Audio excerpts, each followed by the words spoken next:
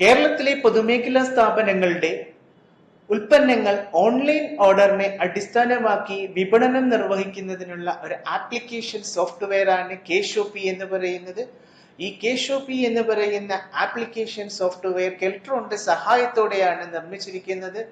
K-Shopee എന്ന് പറയുന്ന application software ഓരോ പൊതുമേഖലാ സ്ഥാപനങ്ങളും ലോഗിൻ ചെയ്തതിനു ശേഷം അവരുടെ ഉൽപ്പന്നങ്ങൾ സംബന്ധിച്ച വിവരങ്ങളും സ്റ്റോക്കും അതുപോലെ തന്നെ അതിന്റെ ക്വാണ്ടിറ്റിയും പ്രൈസും ഒക്കെ ആഡ് ചെയ്യുന്നതിനോടൊപ്പം ഓരോ ലെവൽ സ്റ്റാറ്റസും, അതായത് പ്രൈസ് ഫിക്സ് ചെയ്യുന്നു, അതുപോലെ തന്നെ ഓരോ സമയത്തും ഓർഡറിന് അഗെയിൻസ്റ്റ് ആയിട്ട് ആ ഓർഡർ സ്വീകരിക്കുന്നു, അതുപോലെ തന്നെ ആ ഓർഡർ സ്വീകരിച്ചതിന് ശേഷം അത് പാക്കപ്പ് ചെയ്യുന്നു, ഷിപ്പിംഗ് ചെയ്യുന്നു, ഡെലിവറി ചെയ്യുന്നു തുടങ്ങിയ കാര്യങ്ങളൊക്കെ നിർവഹിക്കേണ്ടത് വെണ്ടറുടെ ഭാഗത്ത് നിന്ന് ലോഗിൻ നിർവഹിച്ചതിന് ശേഷമാകണം. അതായത് ഓരോ പൊതുമേഖലാ സ്ഥാപനങ്ങളും അവർക്ക് അനുവദിച്ച് നൽകിയിട്ടുള്ള ലോഗിൻ ക്രെഡൻഷ്യൽസ് ഉപയോഗിച്ച് ലോഗിൻ ചെയ്തതിന് ശേഷമാണ് ഓരോ ആക്ടിവിറ്റിയും നിർവഹിക്കേണ്ടത്. നിലവിൽ ഇത് ഹോസ്റ്റ് ചെയ്തിരിക്കുന്ന അഡ്രസ് നിങ്ങൾക്കറിയാം. ഗൂഗിളിൽ സെർച്ച് ചെയ്ത് കഴിഞ്ഞാൽ kshopee.in എന്ന് സെർച്ച് ചെയ്ത് കഴിഞ്ഞാൽ ഈ അഡ്രസ് ലഭ്യമാകും. kshopee.in/public/index.php/admin എന്ന് കൊടുത്തു കഴിഞ്ഞാൽ ഡയറക്റ്റ് വെണ്ടറിന്റെ അതല്ലെങ്കിൽ പൊതുമേഖലാ സ്ഥാപനങ്ങൾക്ക് ലോഗിൻ ചെയ്യാനായിട്ടുള്ള സ്ക്രീനിലേക്ക് എത്തപ്പെടുകയും ആ ലോഗിൻ ചെയ്യാനായിട്ടുള്ള സ്ക്രീനാണ് നിങ്ങൾക്ക് ഇവിടെ കാണാൻ സാധിക്കുന്നത്. ഈ ലോഗിൻ ചെയ്യാനായിട്ടുള്ള സ്ക്രീനിൽ രണ്ട് ഓപ്ഷൻ ഉണ്ടാവും: അഡ്മിനിസ്ട്രേറ്റർ, വെണ്ടർ. അതിൽ നിന്ന് വെണ്ടർ സെലക്ട് ചെയ്തതിനു ശേഷം നിങ്ങൾക്ക് അനുവദിച്ച് നൽകിയിട്ടുള്ള ലോഗിൻ ക്രെഡൻഷ്യൽസ്, അതായത് യൂസർ നെയിമും പാസ്വേഡും സെക്യൂരിറ്റി കോഡും കൊടുത്തതിന് ശേഷം സൈൻ ഇൻ ചെയ്യുമ്പോൾ അവൈലബിൾ ആകുന്ന സ്ക്രീനിൽ, ലഭ്യമാകുന്ന സ്ക്രീനിൽ നമ്മൾ ആദ്യമായി ചെയ്യേണ്ടത് വെണ്ടർ എന്ന് പറയുന്ന മെനു ആണ് തിരഞ്ഞെടുക്കേണ്ടത്. ഈ വെണ്ടർ എന്ന് പറയുന്ന മെനു തിരഞ്ഞെടുക്കുമ്പോൾ അതിൽ ആദ്യത്തെ ഓപ്ഷനായ വെണ്ടർ പ്രൊഫൈൽ, അതായത് നമ്മുടെ പബ്ലിക് സെക്ടറിന്റെ പൊതുമേഖലാ സ്ഥാപനത്തിന്റെ പ്രാഥമിക വിവരങ്ങൾ എന്ന് പറയുമ്പോൾ പൊതുമേഖലാ സ്ഥാപനത്തിന്റെ, അതായത് നെയിം ഓഫ് ദ കമ്പനി, ആ കമ്പനിയുടെ നാമവും അതല്ലെങ്കിൽ ആ സെല്ലറുടെ നാമവും, അതുപോലെ തന്നെ ഇമെയിൽ ID, അതുപോലെ തന്നെ GST നമ്പർ, then ഇതിന്റെ കോണ്ടാക്ട് പേഴ്സന്റെ വിവരങ്ങൾ നൽകുക, മൊബൈൽ നമ്പർ, ആരെയാണ് ബന്ധപ്പെടേണ്ടത്, അതുപോലെ തന്നെ ആ രജിസ്റ്റേർഡ് കമ്പനിയുടെ അഡ്രസ് അതല്ലെങ്കിൽ പിക്കപ്പ് അഡ്രസ് നൽകുക,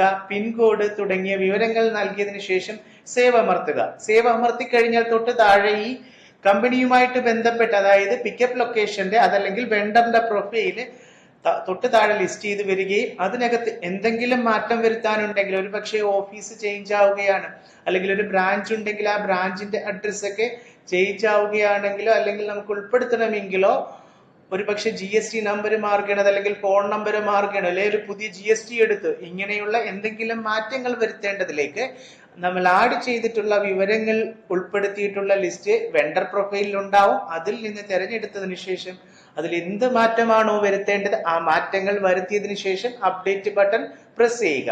അപ്പോൾ ഫസ്റ്റ് കണ്ടത്, നമ്മൾ ആദ്യമായി കണ്ടത് വെണ്ടർ എന്ന് പറയുന്നതിലെ വെണ്ടർ പ്രൊഫൈലാണ്. ആ വെണ്ടർ പ്രൊഫൈൽ ഉപയോഗിച്ച് ഓരോ പൊതുമേഖലാ സ്ഥാപനത്തിന്റെയും പിക്കപ്പ് ലൊക്കേഷന്റെ അതല്ലെങ്കിൽ ആ വെണ്ടറിന്റെ ഓഫീസ് സ്ഥിതി ചെയ്യുന്ന, അതായത് പൊതുമേഖലാ സ്ഥാപനം സ്ഥിതി ചെയ്യുന്ന ലൊക്കേഷൻ ഡീറ്റെയിൽസ്, GST നമ്പർ തുടങ്ങിയവ നൽകേണ്ടതാണ്.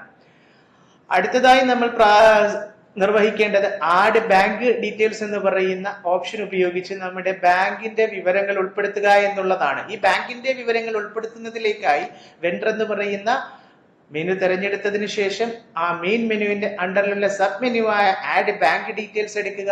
ആഡ് ബാങ്ക് ഡീറ്റെയിൽസ് തിരഞ്ഞെടുത്തതിന് ശേഷം നമുക്ക് എവിടെയാണോ അക്കൗണ്ട് ഉള്ളത് അല്ലെങ്കിൽ ഓൺലൈൻ ട്രാൻസാക്ഷനിലേക്ക് ഏത് ബാങ്കാണോ നമ്മൾ കൊടുക്കാൻ ഉദ്ദേശിക്കുന്നത്, അതായത് പൊതുമേഖലാ സ്ഥാപനത്തിന്റെ മാർക്കറ്റിംഗ് സെക്ഷനുമായിട്ട് ബന്ധപ്പെട്ട ബാങ്ക് ആയിരിക്കും മിക്കവാറും കൊടുക്കാറുള്ളത്, അല്ലെങ്കിൽ അഡ്മിനിസ്ട്രേഷൻ സെക്ഷനുമായിട്ട് ബന്ധപ്പെട്ട ആ ബാങ്കിന്റെ name, branch name, IFSC code, bank account number എന്നിവ കൊടുക്കുന്നതിനോടൊപ്പം തന്നെ ആ ബാങ്കിന്റെ പാസ്ബുക്ക് അപ്ലോഡ് ചെയ്യാൻ മറന്നു പോകരുത്.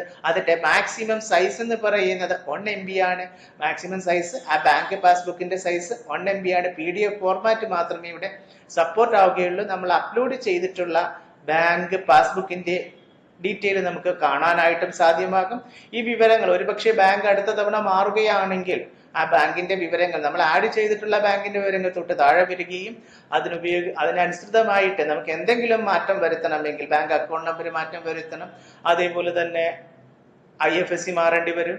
അതേപോലെ ബ്രാഞ്ചൊക്കെ അതായത് മറ്റൊരു ബാങ്കിലേക്ക് അക്കൗണ്ട് എടുക്കുകയാണെങ്കിൽ ആ ബാങ്കിന്റെ എല്ലാ വിവരങ്ങളും മാറ്റിക്കൊടുത്ത് പാസ്ബുക്കും പുതു കൊടുത്ത് ചെയ്യേണ്ടതായിട്ട് വരും. അത് അപ്ഡേറ്റ് ചെയ്യേണ്ട രണ്ടാമത്തെ സ്റ്റെപ്പാണ്. ആദ്യം നമ്മൾ വെണ്ടർ പ്രൊഫൈൽ വഴി ആ വെണ്ടറിന്റെ പിക്കപ്പ് അഡ്രസ്സും അതുപോലെ തന്നെ GST നമ്പറും ഫോൺ നമ്പറും ഒക്കെ ആഡ് ചെയ്ത് രണ്ടാമതായിട്ട് നിർവഹിച്ചത് ബാങ്ക് ഡീറ്റെയിൽസ് ആണ്. ആ ബാങ്ക് ഡീറ്റെയിൽസ് വഴി ആ പൊതുമേഖലാ സ്ഥാപനത്തിന്റെ ഓൺലൈൻ കാര്യങ്ങൾ, അതായത് ഓൺലൈൻ വിപണനവുമായി ബന്ധപ്പെട്ട് ഏത് ബാങ്കാണോ ഉപയോഗിക്കാനായിട്ട് താല്പര്യപ്പെടുന്ന ആ ബാങ്കിന്റെ വിവരങ്ങൾ നൽകുക എന്നുള്ളതാണ് രണ്ടാമതായിട്ട് നിർവഹിക്കേണ്ടത്.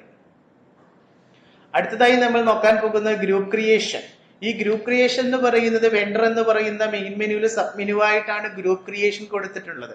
നമ്മൾ ഓരോ പ്രോഡക്റ്റിന്റെയും ക്ലാസിഫിക്കേഷൻ ഒക്കെ ആഡ് ചെയ്യേണ്ടി വരും. നമ്മൾ വിപണനം നടത്താൻ ഉപയോഗിക്കുന്ന പ്രൊഡക്റ്റിന്റെ ഓരോന്നിനും ഓരോ നെയിം ഉണ്ടാവും, ഓരോ കാറ്റഗറി ഉണ്ടാവും. എക്സാമ്പിൾ പറയുകയാണെങ്കിൽ ഗ്രോസറീസ്, അതുപോലെ തന്നെ fashion, electronics, agriculture and building supplies, food and beverages. അപ്പോൾ ഏത് പ്രൊഡക്റ്റ് ആണോ നമ്മുടെ പൊതുമേഖലാ സ്ഥാപനം ഉത്പാദിപ്പിച്ച് വിപണനം ചെയ്യാൻ ഉദ്ദേശിക്കുന്നത് അതിന്റെ കാറ്റഗറീസ് ആഡ് ചെയ്യാനായിട്ടുള്ള, കാറ്റഗറിയെ ബേസ് ചെയ്തിട്ട് അതിന്റെ ഡീറ്റെയിൽസ്, ഗ്രൂപ്പ് വിവരങ്ങൾ ആഡ് ചെയ്യാനായിട്ടുള്ള, ആ പ്രോഡക്റ്റിന്റെ വിവരങ്ങൾ ആഡ് ചെയ്യാനായിട്ടുള്ള, അതായത് നമ്മുടെ ഈ ആപ്ലിക്കേഷനിലേക്ക് KShopee എന്ന് പറയുന്ന ആപ്ലിക്കേഷനിൽ ഓരോ പ്രോഡക്റ്റ് വൈസ് വിവരങ്ങൾ ഉപഭോക്താവിന് ലഭ്യമാകണമെങ്കിൽ, ഉപഭോക്താവ് സെർച്ച് ചെയ്യുമ്പോൾ ലഭ്യമാകണമെങ്കിൽ ഈ വിവരങ്ങളൊക്കെ കൊടുത്തേ മതിയാകൂ. ആയതിലേക്ക് വെണ്ടറിലെ ഗ്രൂപ്പ് ക്രിയേഷൻ തിരഞ്ഞെടുത്തതിന് ശേഷം ഏത് കാറ്റഗറി ആണോ നമ്മൾ തിരഞ്ഞെടുക്കാൻ ഉദ്ദേശിക്കുക, അല്ലെങ്കിൽ ഏത് കാറ്റഗറി ആണോ നമ്മൾ വിപണനം ചെയ്യാൻ ഉദ്ദേശിക്കുന്നത് ആ കാറ്റഗറി തിരഞ്ഞെടുക്കുക. അതിനകത്തെ പ്രൊഡക്റ്റ് ടൈപ്പ്,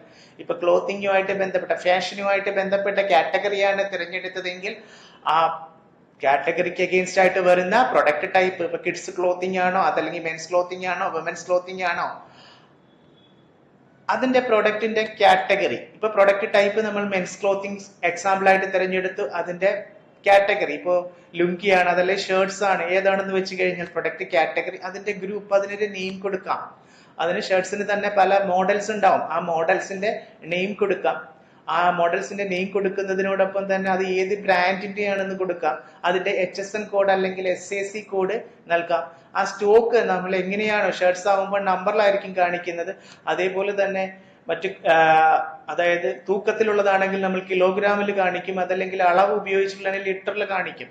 അപ്പോൾ നമ്മൾ സ്റ്റോക്കിന്റെ യൂണിറ്റ് നമ്പർ ആണെങ്കിൽ അതേപോലെ നമ്പർ തിരഞ്ഞെടുക്കുക. യൂണിറ്റ് ആ പ്രൊഡക്റ്റിന് അഗെയിൻസ്റ്റ് ആയിട്ട് തീർച്ചയായിട്ടും നമ്പർ തിരഞ്ഞെടുത്തിരിക്കണം. അതിനുശേഷം ഷിപ്പിംഗ് വെയിറ്റ് യൂണിറ്റ്, അത് നമ്മൾ ഗ്രാമിൽ കാണിക്കേണ്ടി വരും. അതായത് നമ്മൾ ഷിപ്പിങ്ങിന് ഉപയോഗിക്കുന്ന പ്രൊഡക്റ്റിന്റെ വെയിറ്റ് ഉൾപ്പെടെ ഷിപ്പിങ്ങിന് ഉപയോഗിക്കുന്ന മെറ്റീരിയലിന്റെ ഡീറ്റെയിൽ ഉൾപ്പെടെ കൊടുക്കണം.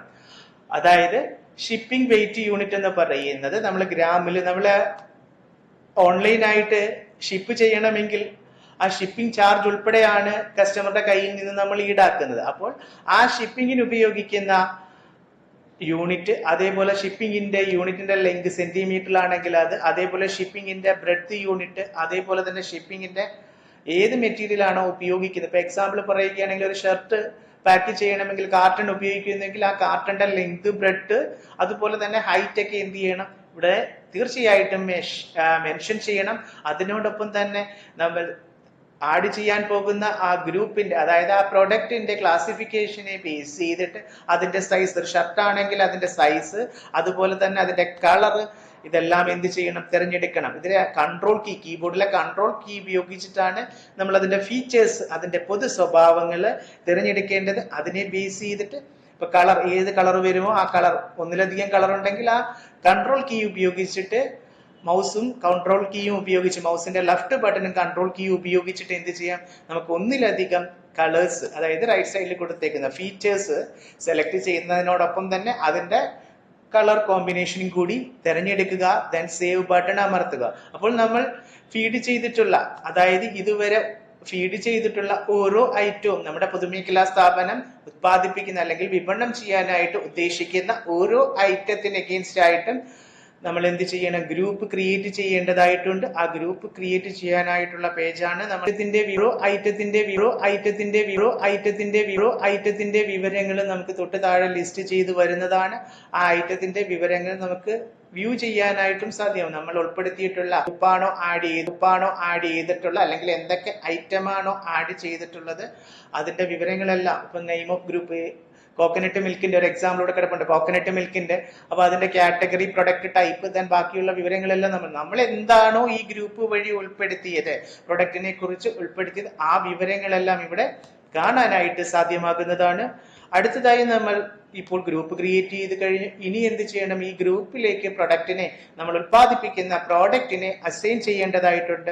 നമ്മുടെ പൊതുമേഖലാ സ്ഥാപനം ഉത്പാദിപ്പിക്കുന്ന പ്രൊഡക്റ്റിനെ അസൈൻ ചെയ്യുന്നതിന് പ്രൊഡക്റ്റ് അസൈൻഡ് ഗ്രൂപ്പ്, ഈ പ്രൊഡക്റ്റ് അസൈൻഡ് ഗ്രൂപ്പ് തെരഞ്ഞെടുത്തതിന് ശേഷം ആദ്യമായി നമ്മൾ ആ ആഡ് ചെയ്തിട്ടുള്ള ഏത് ഗ്രൂപ്പാണുള്ള ഐറ്റം ആണോ, ഇപ്പൊ എക്സാമ്പിൾ കോക്കനട്ട് മിൽക്ക് ആണെങ്കിൽ ആ കോക്കനട്ട് മിൽക്ക് വരുന്ന ഗ്രൂപ്പ് ആ സെയിം നെയിം ആണെങ്കിൽ അത് തന്നെ നമ്മൾ എന്താണോ അവിടെ ആഡ് ചെയ്തിട്ടുള്ളത് അതിനെ ബേസ് ചെയ്തിട്ടുള്ള, തൊട്ട് മുമ്പ് ഏത് ഗ്രൂപ്പാണോ ആഡ് ചെയ്തിട്ടുള്ളത് അതിനെ ബേസ് ചെയ്തിട്ടുള്ളതാണ്.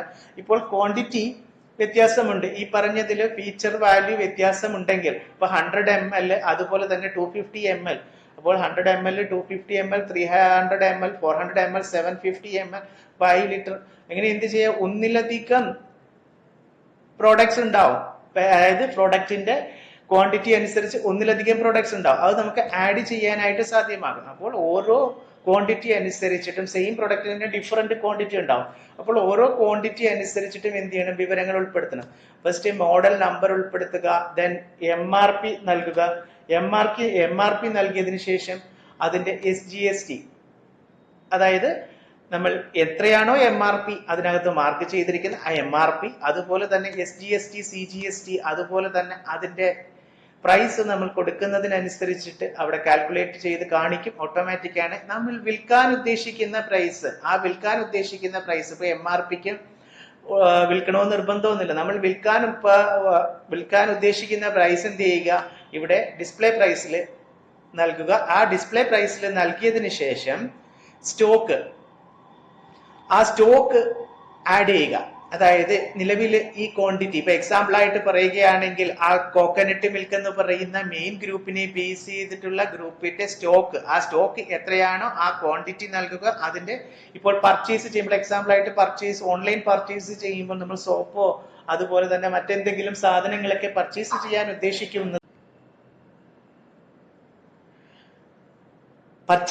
ഉദ്ദേശിക്കുന്നത് മിനിമം ഓർഡർ ക്വാണ്ടിറ്റിയെ ബേസ് ചെയ്തിട്ടായിരിക്കും. അപ്പോൾ ആ മിനിമം ഓർഡർ ക്വാണ്ടിറ്റി പർച്ചേസ് ചെയ്ത് കഴിഞ്ഞാൽ മാത്രമേ കസ്റ്റമർ എന്ത് ചെയ്യാനായിട്ട് ആ സാധനം വാങ്ങാനായിട്ട് സാധ്യമാകും. നമുക്കറിയാം, നമ്മൾ ആമസോണിലോ അതല്ലെങ്കിൽ ഫ്ലിപ്കാർട്ടിലോ ഒക്കെ പല ഐറ്റംസും പർച്ചേസ് ചെയ്യുന്നവരാണ്. ആ പർച്ചേസ് ചെയ്യുന്ന ടൈമിൽ അവിടെ മിനിമം ഓർഡർ ക്വാണ്ടിറ്റി ചില ഐറ്റത്തിന് സെറ്റ് ചെയ്തിട്ടുണ്ട്. അതിനെ ബേസ് ചെയ്തിട്ടായിരിക്കും അത് പർച്ചേസ് ചെയ്യാനായിട്ട് സാധ്യമാക്കുന്നത്. അപ്പോൾ നമ്മൾ സ്റ്റോക്കിന്റെ അവൈലബിൾ ക്വാണ്ടിറ്റി, ആ പ്രോഡക്റ്റിന്റെ, ഇപ്പൊ എക്സാമ്പിൾ ആയിട്ട് പറയുകയാണെങ്കിൽ കോക്കനട്ട് മിൽക്കിന്റെ അവൈലബിൾ ക്വാണ്ടിറ്റി എൻട്രി ചെയ്തു. അതിനുശേഷം അതിന്റെ വാറണ്ടി, ഏത് പ്രോഡക്റ്റ് ആണോ, അതായത് വാറണ്ടി ഉള്ള പ്രോഡക്റ്റ് ആണെങ്കിൽ വാറണ്ടി, അതുപോലെ തന്നെ അതിന്റെ എക്സ്പയറി ഇൻ മന്ത്സിലാണ് വാറണ്ടിയും, അതേപോലെ എക്സ്പയറി ഇൻ മന്ത്സിൽ ഇവിടെ കൊടുക്കണം. അതുപോലെ തന്നെ പ്രൊഡക്റ്റിന്റെ വെയിറ്റ് നൽകണം. പ്രൊഡക്റ്റിന്റെ വെയിറ്റ് മാത്രമാണ് നൽകേണ്ടത്, പ്രോഡക്റ്റിന്റെ മാത്രം. അതായത് പാക്കിങ്ങിന്റെ വെയിറ്റ് പാക്കിങ്ങിന്റെയും പ്രൊഡക്റ്റിന്റെയും നൽകാനായിട്ട് തൊട്ടടുത്ത സ്ക്രീൻ ഉണ്ട്. ഇപ്പോൾ ഇവിടെ നൽകേണ്ടത്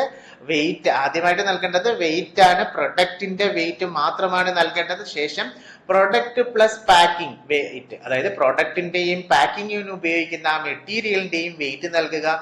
ദെൻ ലെങ്ത്, ബ്രെഡ്ത്ത്, ഹൈറ്റ് എന്നിവ നൽകുക. അതിനോടൊപ്പം തന്നെ ഷോർട്ട് ഡിസ്ക്രിപ്ഷൻ, ആ പ്രൊഡക്റ്റിനെ കുറിച്ച് ഒരു ഡിസ്ക്രിപ്ഷൻ, അതിന്റെ മേക്കിംഗ് എവിടെയാണ്, അല്ലെങ്കിൽ എന്തൊക്കെ കണ്ടന്റ് ഉപയോഗിച്ചിട്ടുണ്ട് തുടങ്ങിയ വിവരങ്ങളൊക്കെ വേണമെങ്കിൽ നൽകാം. അല്ലെങ്കിൽ ഷർട്ട്സോ അതല്ലെങ്കിൽ മറ്റു വല്ല മെറ്റീരിയലോ, ഏതൊക്കെ മെറ്റീരിയൽസ് ആണ് ഷർട്ട്സ് മേക്ക് ചെയ്യാൻ ഉപയോഗിച്ചിട്ടുള്ളത്, അതൊക്കെ വേണമെങ്കിൽ ഷോർട്ട് ഡിസ്ക്രിപ്ഷനിൽ നൽകാം.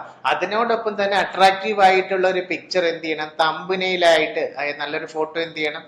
തമ്പനെയിലായിട്ട് അറ്റാച്ച് ചെയ്യുകയും, അതുപോലെ തന്നെ ആ പ്രോഡക്റ്റിന്റെ വിവിധ ഭാഗങ്ങളിൽ നിന്നുള്ള, ഫ്രണ്ട് ആയിക്കോട്ടെ, ബാക്ക് ആയിക്കോട്ടെ, സൈഡ് ആയിക്കോട്ടെ, വിവിധ പോസ്റ്ററിലുള്ള പിക്ചേഴ്സ് എന്ത് ചെയ്യുക? ഇവിടെ സ്കാൻ ചെയ്ത് അറ്റാച്ച് ചെയ്യുക. അതിനോടൊപ്പം തന്നെ ടെക്സ്റ്റൈൽസ് ആണെങ്കിൽ അതിന്റെ സൈസ് ചാർട്ട് നൽകാൻ വിട്ടുപോകരുത്. ആ സൈസ് ചാർട്ട് നൽകുന്നത് ഉത്തമമായിരിക്കും. ആ സൈസ് ചാർട്ടിന്റെ ഒരു ഫോട്ടോയും, അതുപോലെ തന്നെ ഈ പ്രൊഡക്റ്റുമായിട്ട് ബന്ധപ്പെട്ട ഏതെങ്കിലും വീഡിയോ അപ്ലോഡ് ചെയ്യാനായിട്ടുണ്ടെങ്കിൽ ആ വീഡിയോ നൽകാം ഇവിടെ.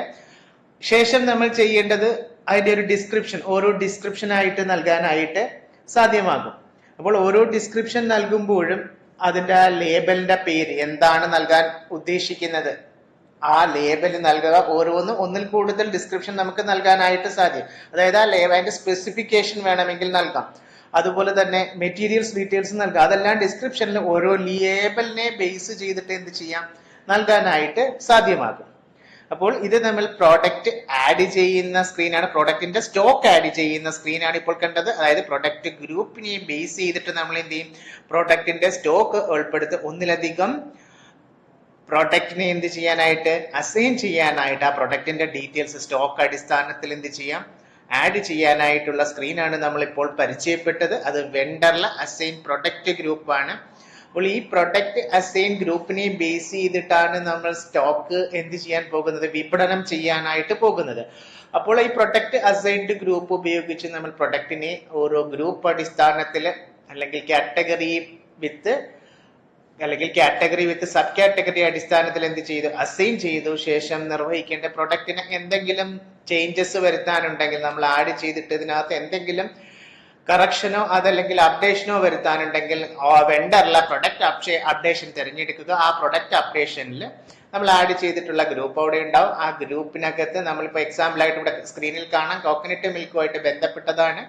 അപ്പോൾ അതിന്റെ category food and beverages, sub category coconut products, feature എല്ലാം അതിൽ കൊടുത്തിട്ടുണ്ട്. ഇതിനകത്ത് എന്തെങ്കിലും വിവരങ്ങൾ തിരുത്തണമെങ്കിൽ ആ ഓരോ ഐറ്റത്തിനും എഗെയിൻസ്റ്റ് ആയിട്ടുള്ള ആ എഡിറ്റ് ബട്ടൺ തിരഞ്ഞെടുത്തതിന് ശേഷം അതിനകത്ത് എന്ത് മാറ്റമാണോ വരുത്താനുള്ളത്, ബേസിക് ഡീറ്റെയിൽസ് എന്തെങ്കിലും വരുത്താനുണ്ടെങ്കിൽ ആ ബേസിക് ഡീറ്റെയിൽസിൽ മാറ്റം വരുത്തുക.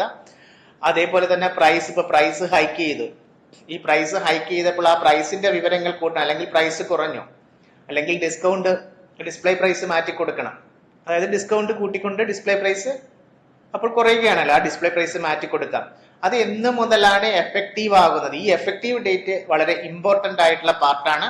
എന്ന് മുതലാണ് ഇത് അഫക്റ്റ് ആവേണ്ടത് എന്നുള്ളത് ഈ എഫക്റ്റീവ് ഡേയ്സിനെ ബേസ് ചെയ്തിരിക്കുന്നത്. 24 hours മുമ്പെങ്കിലും ശരി. ഇപ്പൊ നാളെയാണ് ഇത് ചെയ്യുന്നതെങ്കിൽ നാളെയാണ് ഈ പറയുന്ന പ്രൈസിൽ സാധനം വിൽക്കേണ്ടി വരുന്നതെങ്കിൽ എന്ത് ചെയ്യണം, 24 hours മുമ്പായിട്ട് ഈ പറയുന്ന ഡേറ്റ് ഫിക്സ് ചെയ്ത് 3 level അപ്രൂവൽ ഉണ്ട്. ഈ 3 level അപ്രൂവൽ കഴിഞ്ഞതിന് ശേഷം മാത്രമേ നമുക്കത് ആ പുതിയ പ്രൈസിൽ വിപണനം ചെയ്യാനായിട്ട് സാധ്യമാവുകയുള്ളൂ. അപ്പോൾ ആ എഫക്റ്റീവ് ഡേറ്റ് വളരെ ഇമ്പോർട്ടന്റ് ആയിട്ടുള്ള ഫാക്ടറാണ്, ശ്രദ്ധിക്കണം. ശേഷം സ്പെസിഫിക്കേഷനിലോ ഓർഡറിലോ എന്തെങ്കിലും മാറ്റം വരുത്താനായിട്ടുണ്ടെങ്കിൽ, അതിന്റെ മോഡൽ നമ്പർ ചേഞ്ച് ചെയ്യാനുണ്ടെങ്കിൽ, അതല്ലെങ്കിൽ ഡിസ്ക്രിപ്ഷൻ കുറച്ച് ആഡ് ചെയ്യാനുണ്ടെങ്കിൽ, അതേപോലെ ഷിപ്പിങ്ങിന്റെ വെയിറ്റ് മാറുകയാണെങ്കിൽ, അതേപോലെ തന്നെ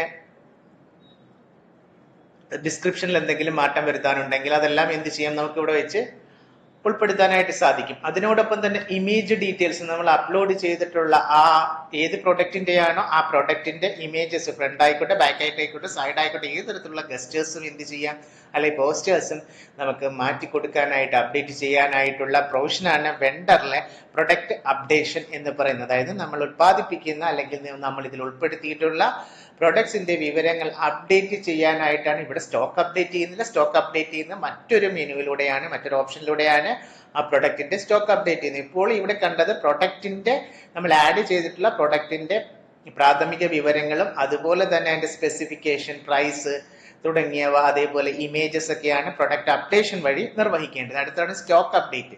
ഈ സ്റ്റോക്ക് അപ്ഡേറ്റ് ഉപയോഗിച്ചിട്ടാണ് നമ്മുടെ നിലവിലുള്ള സ്റ്റോക്ക് വിവരങ്ങൾ ഓരോ ഐറ്റത്തിന് എഗെയിൻസ്റ്റ് ആയിട്ട് വരുന്ന അല്ലെങ്കിൽ ഓരോ ഐറ്റത്തിന് ആനുപാതികമായിട്ടുള്ള സ്റ്റോക്കിന്റെ വിവരങ്ങൾ ഉൾപ്പെടുത്തേണ്ടത് സ്റ്റോക്ക് അപ്ഡേറ്റ് ഉപയോഗിച്ചാണ്. അപ്പോൾ ഈ സ്റ്റോക്ക് അപ്ഡേറ്റ് ഉപയോഗിച്ചിട്ട് ആയതിലേക്ക് നമ്മൾ എന്ത് ചെയ്യണം, വെണ്ടർ എന്ന് പറയുന്ന ഓപ്ഷൻ തിരഞ്ഞെടുക്കുക. ആ മെയിൻ മെനുവിലെ സ്റ്റോക്ക് അപ്ഡേറ്റ് എന്ന് പറയുന്ന ഓപ്ഷൻ തിരഞ്ഞെടുക്കുക. ആ സ്റ്റോക്ക് അപ്ഡേറ്റ് ഉപയോഗിച്ചിട്ട് നമ്മൾ ഏതിന്റെയാണോ സ്റ്റോക്ക് അപ്ഡേറ്റ് ചെയ്യാനായിട്ട് പോകുന്ന ആ സ്റ്റോക്ക് എന്ത് ചെയ്യുക, തിരഞ്ഞെടുക്കുക. അതിനകത്ത് എന്താണോ മാറ്റം വരുത്താൻ പോകുന്നത്,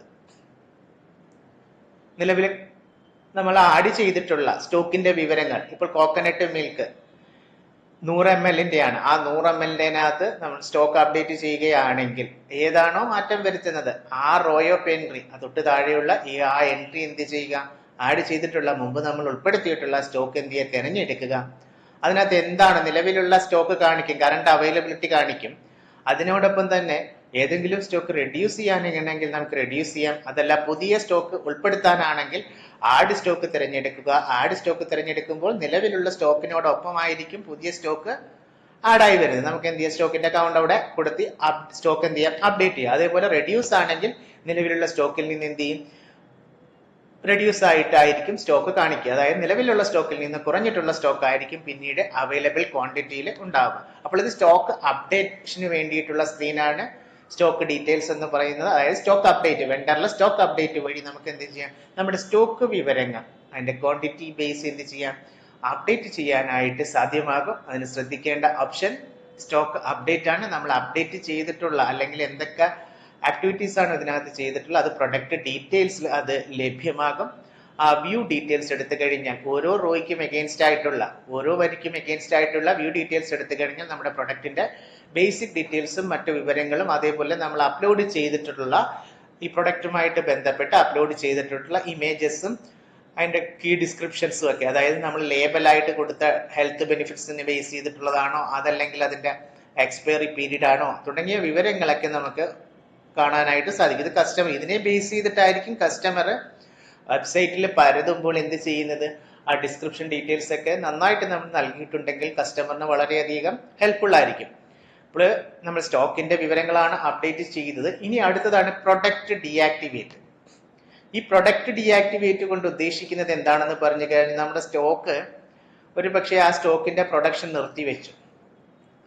ആ സ്റ്റോക്കിന്റെ പ്രൊഡക്ഷൻ നിർത്തിവെച്ചെങ്കിൽ നമ്മൾ ഔട്ട് ഓഫ് സ്റ്റോക്ക് ഡിഫോൾട്ട് കാണിക്കും. അതല്ലാതെ തന്നെ സ്റ്റോക്ക് ആ പ്രൊഡക്റ്റിനെ ഉത്പാദിപ്പിക്കുന്നതേ ഇല്ല നമ്മുടെ കമ്പനി, നമ്മുടെ പൊതുമേഖലാ സ്ഥാപനം ആ പ്രൊഡക്റ്റ് ഉത്പാദിപ്പിക്കുന്നില്ലെങ്കിൽ എന്ത് ചെയ്യാം, നമ്മൾ ആഡ് ചെയ്തിട്ടുള്ള ഐറ്റം എല്ലാം ഇവിടെ ലിസ്റ്റ് ചെയ്ത് വരും. ഒന്നുകിൽ അത് സെർച്ച് ചെയ്ത് തിരഞ്ഞെടുത്തതിന് ശേഷം എന്ത് ചെയ്യാം, ഈ ഡീആക്ടിവേറ്റ് ബട്ടൺ കൊടുത്തു കഴിഞ്ഞാൽ വെബ്സൈറ്റില്, അതായത് കസ്റ്റമറിന് ഉപഭോക്താവിന് ലഭ്യമാകുന്ന ആപ്ലിക്കേഷൻ വെബ്സൈറ്റില് ഈ പ്രോഡക്റ്റ് ലഭ്യമായിരിക്കില്ല, ഈ പ്രോഡക്റ്റിന്റെ വിവരങ്ങൾ ലഭ്യമായിരിക്കില്ല. ആയതിലേക്ക് നമുക്ക് വിപണനം നടത്തുന്ന, അല്ലെങ്കിൽ സ്റ്റോക്ക് ഔട്ട് ഓഫ് സ്റ്റോക്ക് ആയിട്ട് ഇനിയും ഉത്പാദിപ്പിക്കുന്നില്ലെങ്കിൽ പോലും എന്ത് ചെയ്യാം, നമുക്ക് ഈ പ്രൊഡക്റ്റ് ഡീറ്റെയിൽസിലെ സ്റ്റോക്ക് ഡീആക്ടിവേറ്റ് ചെയ്യാനായിട്ട് സാധ്യമാകും. അതിന് വെണ്ടറിലെ പ്രൊഡക്റ്റ് ഡീആക്ടിവേറ്റ് എന്ന് പറയുന്ന ഓപ്ഷനാണ് ഉപയോഗിക്കേണ്ടത്. ഇനി വീണ്ടും പ്രൊഡക്റ്റ് ഉത്പാദിപ്പിക്കുകയാണെങ്കിൽ നമുക്ക് എന്ത് ചെയ്യാത്, ആക്ടിവേറ്റ് മോഡിലേക്ക് പോകും. അത് നമുക്കറിയാവുന്ന കാര്യമാണ്. ഇനി അടുത്തതായിട്ട് നമ്മൾ മനസ്സിലാക്കേണ്ടത്, അപ്പോൾ ഓരോ പ്രൊഡക്റ്റിന്റെയും ഡീറ്റെയിൽസ് നമ്മൾ നേരത്തെ കണ്ടതുപോലെ തന്നെ ഇവിടെയും ഉണ്ട്. നമ്മൾ ഡീആക്ടിവേറ്റ് ചെയ്യാൻ പോകുന്ന പ്രൊഡക്റ്റിന്റെ വിവരങ്ങൾ നേരത്തെ നമ്മൾ സ്റ്റോക്കിൽ എങ്ങനെയാണോ കണ്ടത് അതേപോലെ തന്നെ എല്ലാ വിവരങ്ങളും ഇവിടെ കാണാനായിട്ട് സാധ്യമാകും. അടുത്തത് ബിൽ കോൺഫിഗറേഷൻ ആണ്. അപ്പോൾ ഈ ബിൽ കോൺഫിഗറേഷനിൽ നമുക്ക് നമ്മൾ കസ്റ്റമറിന് ജനറേറ്റ് ചെയ്യുന്ന ബില്ലിൽ വേണമെങ്കിൽ ഹെഡറും ഫൂട്ടറും ഒക്കെ നമ്മുടെ സ്ഥാപനവുമായി ബന്ധപ്പെട്ട് മറ്റെന്തെങ്കിലും വിവരങ്ങളൊക്കെ കൊടുക്കാനുണ്ടെങ്കിൽ അത് ഹെഡറിലും ഫൂട്ടറിലും ഒക്കെ എന്ത് ചെയ്യാം, സെറ്റ് ചെയ്ത് കൊടുത്തു കഴിഞ്ഞാൽ കസ്റ്റമറിന് ലഭിക്കുന്ന അല്ലെങ്കിൽ നമ്മൾ പ്രിന്റ് എടുത്ത് കൊറിയർ ചെയ്യുമ്പോൾ ആ കൊറിയർ ചെയ്യുന്ന ബില്ലിൽ എന്തുണ്ടാവും, നമ്മൾ ആഡ് ചെയ്ത് കൊടുക്കുന്ന ഈ കോൺഫിഗറേഷനെ ബേസ് ചെയ്തിട്ടുള്ള ഹെഡറും ഫൂട്ടറും, അല്ലെങ്കിൽ അഡ്വർടൈസ്മെന്റ് ആയിക്കോട്ടെ, അല്ലെങ്കിൽ എന്തെങ്കിലും മെസ്സേജസ് ആയിക്കോട്ടെ, അതൊക്കെ നമുക്ക് മാനേജ് ചെയ്യാനായിട്ട് ഈ ബിൽ കോൺഫിഗറേഷൻ വഴി സാധ്യമാകും. അടുത്തതാണ് ഫെസ്റ്റിവൽ ഓഫർ എന്ന് പറയുന്ന ഓപ്ഷൻ.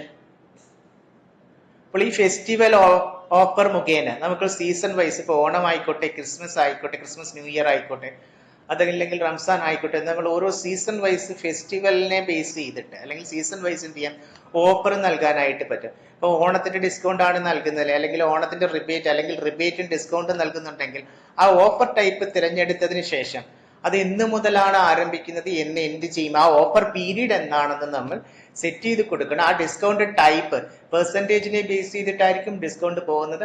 ആ ഡിസ്കൗണ്ട് വാല്യൂ നമ്മൾ ഇവിടെ കൊടുക്കും. ഇപ്പൊ 10 രൂപയാണ് ഡിസ്കൗണ്ട് എങ്കിൽ ആ 10 രൂപ കൊടുക്കുമ്പോൾ അതിന്റെ ഡിസ്കൗണ്ട് പെർസെന്റേജ് അവിടെ കാണിക്കുക, ആ പ്രൊഡക്റ്റിനെ ബേസ് ചെയ്തിട്ട്. അതുപോലെ തന്നെ ഇത് എല്ലാ പ്രൊഡക്ട്സിനും ആപ്ലിക്കബിൾ ആണോ, അതോ ഒരു പെർട്ടിക്കുലർ പ്രോഡക്റ്റ് അല്ലെങ്കിൽ സ്പെസിഫൈഡ് പ്രോഡക്റ്റിന് മാത്രമാണോ എന്ന് നമുക്ക് ചൂസ് ചെയ്യാനായിട്ട് സാധ്യമാകും. ഓഫർ ഡീറ്റെയിൽസിൽ ഓൾ പ്രൊഡക്ട്സ് കൊടുത്തു കഴിഞ്ഞാൽ നമ്മൾ ഉത്പാദിപ്പിച്ച് വിപണനം ചെയ്യുന്ന ഈ ആപ്ലിക്കേഷൻ വഴി, വെബ്സൈറ്റ് വഴി വിപണനം ചെയ്യുന്ന എല്ലാ പ്രൊഡക്റ്റിനും ഈ പർട്ടിക്കുലർ പീരീഡിലേക്ക്, നമ്മൾ നിശ്ചയിക്കുന്ന പീരീഡിലേക്ക് റിബേറ്റും ഡിസ്കൗണ്ടും ബാധകമായിരിക്കും. അതല്ല ഒരു പർട്ടിക്കുലർ പ്രോഡക്റ്റിന് മാത്രമാണെങ്കിൽ ആ പ്രോഡക്റ്റ് തിരഞ്ഞെടുത്തിട്ട് എന്ത് ചെയ്യാം, അതായത് നമ്മൾ ആഡ് ചെയ്തിട്ടുള്ള അല്ലെങ്കിൽ നമ്മൾ ഈ ഉത്പാദിപ്പിച്ചിട്ട് ഇതിനകത്ത് ഉൾപ്പെടുത്തിയിട്ടുള്ള പ്രൊഡക്റ്റ് ഓരോന്നായിട്ട് സെലക്ട് ചെയ്ത്, അതായത് ഒരു പർട്ടിക്കുലർ പ്രോഡക്റ്റ് ആണെങ്കിൽ അല്ലെങ്കിൽ ഒന്നിലധികം പ്രോഡക്റ്റ് ഉണ്ടെങ്കിൽ ആ മൾട്ടിപ്പിൾ പ്രൊഡക്റ്റിനെ സെലക്ട് ചെയ്ത് അതിന് വേണ്ടിയിട്ട് ഓഫർ പ്രൊഡ്യൂസ് ചെയ്യാനായിട്ട് സാധ്യമാകും. അത് സേവ് ചെയ്തതിന് ശേഷം പബ്ലിഷ് ചെയ്യുക. നമ്മൾ ശ്രദ്ധിക്കേണ്ടത് നമ്മൾ ഡീആക്ടിവേറ്റ് ചെയ്യുന്ന കാര്യമാണ്. ഡീആക്ടിവേറ്റ് നമുക്ക് ചെയ്യാം. നിലവിലെ ബാക്കിയുള്ള എല്ലാ പ്രോസസ്സും എന്ത് ചെയ്യണം, ഒരു 3 ലെവൽ അപ്രൂവൽ കഴിഞ്ഞെങ്കിൽ മാത്രമേ നമുക്ക് അതിനകത്ത് വിപണനം ചെയ്യാനായിട്ട്, ആ പ്രൊഡക്റ്റ് വിപണനം ചെയ്യാനായിട്ട് സാധ്യമാവുകയുള്ളൂ.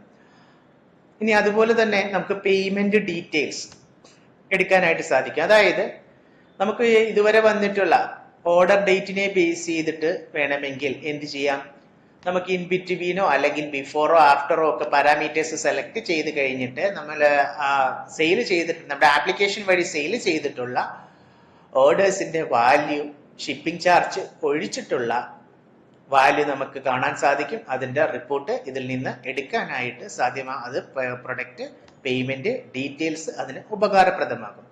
ഇനി ഇപ്പോൾ നമ്മൾ പ്രൊഡക്റ്റിന്റെ സ്റ്റോക്ക് ആഡ് ചെയ്തു, അതുപോലെ തന്നെ പ്രൊഡക്റ്റ് ഡീആക്ടിവേറ്റ് ചെയ്യുന്നതും അതുപോലെ പ്രൊഡക്റ്റ് അപ്ഡേഷനും ഒക്കെ മനസ്സിലാക്കി. അടുത്തതായിട്ട് ഈ ഷിപ്പിംഗ് എങ്ങനെ മാനേജ് ചെയ്യും, അതായത് ഈ ഓർഡർ എങ്ങനെ മാനേജ്മെന്റ് ചെയ്യും, അതാണ് നമ്മൾ അടുത്തതായിട്ട് നോക്കാൻ പോകുന്നത്. ഓർഡർ എങ്ങനെ മാനേജ് ചെയ്യും ഇമ്പോർട്ടന്റ് ആണ്. ആ ഓർഡർ മാനേജ് ചെയ്യുന്നതിന് ഓർഡർ മാനേജ്മെന്റിൽ ഓർഡർ ലിസ്റ്റ് ആണ് തിരഞ്ഞെടുക്കേണ്ടത്. ഓർഡർ മാനേജ്മെന്റിൽ ഓർഡർ ലിസ്റ്റ് തിരഞ്ഞെടുത്തതിന് ശേഷം നമുക്ക് വന്നിട്ടുള്ള ഓർഡേഴ്സ് നമുക്ക്, അതായത് നമ്മുടെ പൊതുമേഖലാ സ്ഥാപനങ്ങളിലേക്ക് നമ്മുടെ ഈ കെ-ഷോപ്പി എന്ന് പറയുന്ന വെബ്സൈറ്റ് വഴി ഉപഭോക്താവ് ഓർഡർ ചെയ്തിട്ടുള്ള അല്ലെങ്കിൽ പ്ലേസ് ചെയ്തിട്ടുള്ള ഓർഡേഴ്സിന്റെ ലിസ്റ്റ് ഇവിടെ വന്ന് കിടക്കി. അത് നമ്മൾ നോക്കിയതിന് ശേഷം ഓർഡർ അക്സെപ്റ്റ് ചെയ്യുന്നു. ഓർഡർ അക്സെപ്റ്റ് ചെയ്ത് കഴിഞ്ഞാൽ ഓർഡർ മാനേജ്മെന്റിൽ തൊട്ടടുത്ത് തന്നെയായിട്ട് ഓർഡർ അക്സെപ്റ്റഡിൽ ഈ വിവരങ്ങൾ വന്ന് കിടക്കും. അപ്പോൾ ഓർഡർ അക്സെപ്റ്റ് എടുത്തു കഴിഞ്ഞാൽ നമുക്കായിട്ട് പ്ലേസ് ചെയ്തിട്ടുള്ള ഓർഡർ അക്സെപ്റ്റ് ചെയ്തിട്ടുണ്ടെങ്കിൽ ഓർഡർ അക്സെപ്റ്റിൽ വന്ന് കിടക്കുകയും ഓരോ തവണയും, അതായത് നമ്മൾ എന്തൊക്കെ ഓർഡറുമായിട്ട് ബന്ധപ്പെട്ട് എന്തൊക്കെ ആക്ടിവിറ്റീസ് ആണോ നിർവഹിക്കാൻ പോകുന്നത് അതിന്റെ സ്റ്റാറ്റസ് ഇവിടെ അപ്ഡേറ്റഡ് ആയിരിക്കും.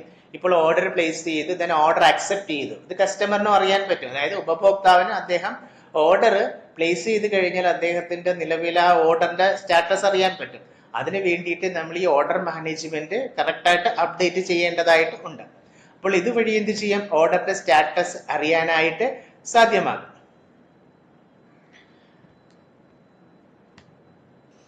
അതുപോലെ തന്നെ ബില്ല് എന്ത് ചെയ്യാം, പ്രിന്റ് ചെയ്യാനായിട്ട് സാധ്യമാകും.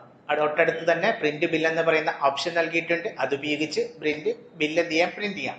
തൊട്ടടുത്ത് ഇപ്പൊ നമ്മൾ ഓർഡർ പ്ലേസ്ഡ്, ഓർഡർ മാനേജ്മെന്റിൽ ഓർഡർ പ്ലേസ്ഡ് കണ്ടു, അത് അക്സെപ്റ്റ് ചെയ്യുമ്പോൾ ഓർഡർ അക്സെപ്റ്റഡിലേക്ക് വന്നു. ഇനി പിക്കപ്പ് ഇനിഷ്യേറ്റ് ചെയ്തു. ഈ പിക്കപ്പ് ഇനിഷ്യേറ്റ് ചെയ്യുന്നതിനോടൊപ്പം തന്നെ നമ്മുടെ കൊറിയർ പാർട്ണർ ആരാണോ, ഇപ്പോൾ പോസ്റ്റ് ഓഫീസ് വഴിയാണോ സ്പീഡ് പോസ്റ്റ് വഴിയാണോ പോകുന്നതെങ്കിൽ അവിടേക്ക് എന്ത് ചെയ്യും, പോസ്റ്റ് ഓഫീസിലേക്ക് മെസ്സേജ് എത്തപ്പെടുകയും ആ പിക്കപ്പ് നമ്മൾ ഇനിഷ്യേറ്റ് ചെയ്യുമ്പോഴാണ് എന്ത് ചെയ്യുന്നത്, ആ മെസ്സേജ് അവിടെ എത്തുകയും ആ പോസ്റ്റ് ഓഫീസിൽ നിന്ന് എന്ത് ചെയ്യുന്നത്, പോസ്റ്റ്മാനോ ആരെയാണോ അലോക്കേറ്റ് ചെയ്തിട്ടുള്ളത് ആ കറസ്പോണ്ടിങ് പേഴ്സൺ എന്ത് ചെയ്യും, ഈ സാധനം ഇവിടെ വന്ന് എടുത്തിട്ട് പോകും, നമ്മുടെ സ്ഥാപനത്തിൽ വന്ന് എടുത്തിട്ട് പോകും. അപ്പോൾ ആ പിക്കപ്പ് ഇനിഷ്യേറ്റ് ചെയ്യുമ്പോൾ എന്ത് ചെയ്യണം, നമ്മൾ അതിന്റെ സ്റ്റാറ്റസ് മാർക്ക് ചെയ്യണം. പിക്കപ്പ് ഇനിഷ്യേറ്റ് ചെയ്തു എന്നുണ്ടെങ്കിൽ അതിന്റെ സ്റ്റാറ്റസ് എന്ത് ചെയ്യണം, മാർക്ക് ചെയ്യണം. അപ്പോൾ ഇവിടെയും അറിയാൻ പറ്റും അതിന്റെ സ്റ്റാറ്റസ് എന്താണെന്നുള്ളത്, നിലവിൽ എന്ത് സ്റ്റാറ്റസിലാണ് അത് ഉള്ളതെന്ന് അറിയാനായിട്ട് പറ്റും. എന്ത് പ്രോഡക്റ്റ് ആണ്, ആ പ്രോഡക്റ്റിന്റെ കറണ്ട് സ്റ്റാറ്റസ് എന്താണ്, പിക്കപ്പ് ഇനിഷ്യേറ്റ് ചെയ്തു എന്ന് അറിയാനായിട്ട് കസ്റ്റമറിന് അറിയാനായിട്ട് സാധിക്കും. അപ്പോൾ ഈ പിക്കപ്പ് ഇനിഷ്യേറ്റ് ചെയ്യുമ്പോൾ നമ്മൾ ശ്രദ്ധിക്കേണ്ട വസ്തുത ലേബൽ പ്രിന്റ് ചെയ്യണം. അതായത് ഈ ലേബൽ പ്രിന്റ് ചെയ്ത് ഫ്രം അഡ്രസ്സും ടു അഡ്രസ്സും, ഏത് സ്ഥാപനമാണോ ആ സ്ഥാപനത്തിന്റെ അഡ്രസ് ഉണ്ടാവും, അതേപോലെ തന്നെ ആർക്കാണോ കസ്റ്റമർ ആരാണോ അയാളുടെ അഡ്രസ്സും ഉണ്ടാവും, അതേപോലെ തന്നെ സ്പീഡ് പോസ്റ്റിന്റെ നമ്പറും ഉണ്ടാവും. സ്പീഡ് പോസ്റ്റിന് അയക്കുമ്പോൾ നമുക്കൊരു നമ്പർ ഉണ്ടല്ലോ, ആ നമ്പറും അതിനോടൊപ്പം ജനറേറ്റ് ചെയ്യും. അതേപോലെ ആ കസ്റ്റമറിന്റെ ഐഡിയും ആ പ്രൊഡക്റ്റിന്റെ വെയിറ്റും ഇവിടെ നോട്ട് ചെയ്ത്, ടോട്ടൽ വെയിറ്റും ഇവിടെ വിത്ത് പാക്കിംഗ് മെറ്റീരിയൽ ഉൾപ്പെടെയുള്ള വെയിറ്റും കാണിച്ചിരിക്കും. അതിനോടൊപ്പം തന്നെ ബില്ലും നമുക്ക് എന്ത് ചെയ്യാം, പ്രിന്റ് ചെയ്ത് ആ ബോക്സിനകത്ത് ഇടാം, അല്ലെ, പാക്ക് ചെയ്തിട്ടാണല്ലോ നമ്മൾ അയക്കുന്നത്. അപ്പൊ ആ ബില്ലും കൂടെ പ്രിന്റ് ചെയ്തിട്ട് എവിടെ ഇടണം, ആ പാക്കിങ് ചെയ്യുന്ന ബോക്സിൽ നമ്മൾ എന്ത് ചെയ്യണം, ഇടണം. ബോക്സിൽ ഈ ബില്ലും കൂടെ ഉൾപ്പെടുത്തണം. അപ്പൊ അതിനെന്ത് ചെയ്യണം, ബില്ല് പ്രിന്റ് ചെയ്ത് ആ ബോക്സിൽ ഉൾപ്പെടുത്തേണ്ടതാണ്. അതിനുശേഷമാണ് ഷിപ്ഡ്. ഈ ഷിപ്ഡ് എന്ന് പറയുന്നത് എന്ത് ചെയ്യും, നമ്മളിപ്പോ പിക്കപ്പ് ഇനിഷ്യേറ്റ് ചെയ്തു. ഈ പിക്കപ്പ് ഇനിഷ്യേറ്റ് ചെയ്യുമ്പോൾ അടുത്ത് ഷിപ്പ് ചെയ്തിട്ടുണ്ടോ, ഇത് ഇൻ ട്രാൻസിറ്റിലാണോ എന്ന് കസ്റ്റമർ അറിയാൻ പറ്റണമെങ്കിൽ ആ ഷിപ്ഡിന്റെ സ്റ്റാറ്റസ് നമ്മൾ എന്ത് ചെയ്യണം, മാർക്ക് ചെയ്ത് വിടണം. അതായത് അത് പോസ്റ്റ് ഓഫീസ് വഴിയാണ് അത് അടുത്ത ആക്ഷൻസ് നടക്കാൻ പോകുന്നത്. പോസ്റ്റ് ഓഫീസ് എന്ത് ചെയ്യും, ഇത് ഡെലിവറി ചെയ്ത് കഴിയുമ്പോൾ ആ ഡെലിവേർഡ് സ്റ്റാറ്റസ് മാർക്ക് ചെയ്യുന്നു. ഡെലിവേർഡ് സ്റ്റാറ്റസ് മാർക്ക് ചെയ്യുന്നു. അപ്പോൾ ഓർഡർ മാനേജ്മെന്റിൽ നമ്മൾ ഓർഡർ പ്ലേസ് ചെയ്ത് കഴിഞ്ഞാൽ ഫസ്റ്റ് എന്താണ്, ഓർഡർ അക്സെപ്റ്റ് ചെയ്യണം. ഓർഡർ അക്സെപ്റ്റ് ചെയ്തതിനു ശേഷം പിക്കപ്പ് ഇനിഷ്യേറ്റ് ചെയ്യണം. ആ പിക്കപ്പ് ഇനിഷ്യേറ്റ് ചെയ്യുന്നതിനനുസരിച്ച് കൊറിയർ പാർട്ട്ണർ ആരാണോ, അത് പോസ്റ്റ് ഓഫീസ് ആണെങ്കിൽ ആ പോസ്റ്റ് ഓഫീസിൽ നിന്ന് ആളത് ഐറ്റം എടുക്കുകയും അതിനെ ബേസ് ചെയ്തിട്ട് നമ്മളിപ്പോൾ ഷിപ്പ് ചെയ്തിട്ടുണ്ടെങ്കിൽ ആ ഷിപ്ഡ് എന്ന് മാർക്ക് ചെയ്യണം. പോസ്റ്റ് ഓഫീസിൽ അത് ഡെലിവേർഡ് ചെയ്ത് കഴിയുമ്പോൾ അവർ ഡെലിവേർഡ് മാർക്ക് ചെയ്യും. അപ്പോൾ ഇത്രയും പ്രൊസീജിയറാണ് ഒരു വെണ്ടർ എന്നുള്ള നിലയിൽ, അതായത് നമ്മുടെ സ്ഥാപനത്തിന്റെ സ്റ്റോക്ക് കൈകാര്യം ചെയ്യുന്നത്, അതുപോലെ തന്നെ ആ ഓർഡർ പ്ലേസ് ചെയ്യുക, ഓർഡർ എങ്ങനെ മാനേജ് ചെയ്യാം, അതുപോലെ തന്നെ പ്രൊഡക്റ്റ് എങ്ങനെ ഡീആക്ടിവേറ്റ് ചെയ്യാം, ഓരോ പ്രൊഡക്റ്റിനെയും ഒരു പർട്ടിക്കുലർ ഗ്രൂപ്പിലേക്ക് എങ്ങനെ അസൈൻ ചെയ്യാം എന്നൊക്കെ ഒരു സ്ഥാപനം നിർവഹിക്കേണ്ട, സ്ഥാപനത്തിന്റെ മാർക്കറ്റിംഗ് വിങ് വെണ്ടർ അല്ലെങ്കിൽ വെണ്ടർ നിർവഹിക്കേണ്ട വസ്തുതകളാണ്, ആക്ടിവിറ്റീസ് ആണ്. അപ്പോൾ ഈ വീഡിയോ ഉപയോഗിച്ച് നിങ്ങൾക്ക് ഏകദേശം എല്ലാ വിവരങ്ങളും ക്ലിയർ ചെയ്യാൻ പറ്റുമെന്ന് കരുതുന്നു. Thank you.